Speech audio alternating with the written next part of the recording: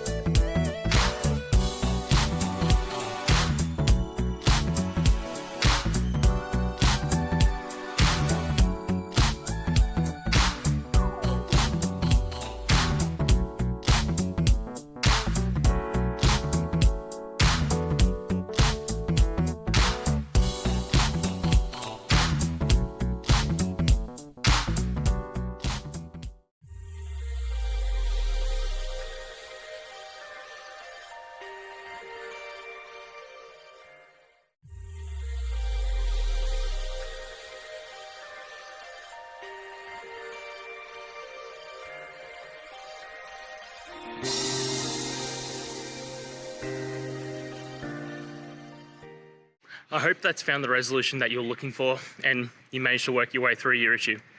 Please, if it did help, hit subscribe. I'd really appreciate it. And until the next technical time you need help, have a good one.